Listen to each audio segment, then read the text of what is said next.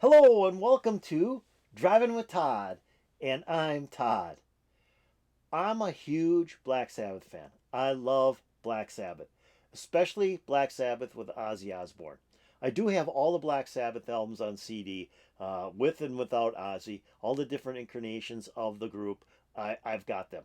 And my favorites still are the first 8 albums. They're just fantastic albums.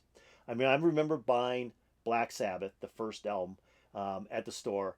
I went to Prangy's in the basement. I'm looking through the albums, and I find this album, and it just says Black Sabbath on it, and it's like this witch standing on the cover.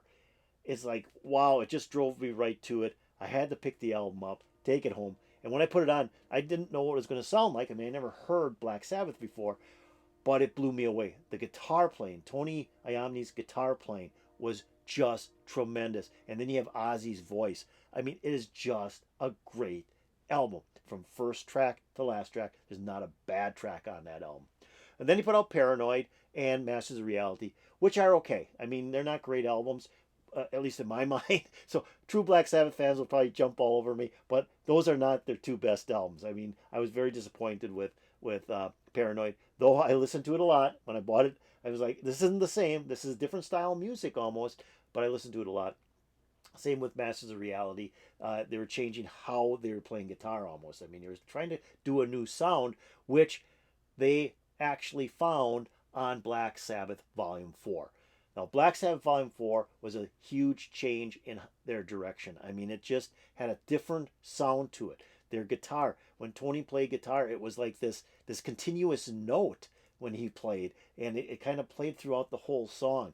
And his guitar solos are just dynamite. And Ozzy, I think that was some of his best vocalization was on Volume 4. And Geezer Butler's bass and Bill Ward's drums were just fantastic. Just a great album that they carried through most of the rest of the Ozzy Osbourne era albums. So last year in 2021, Rhino Records put out a box set for Black Sabbath Volume 4.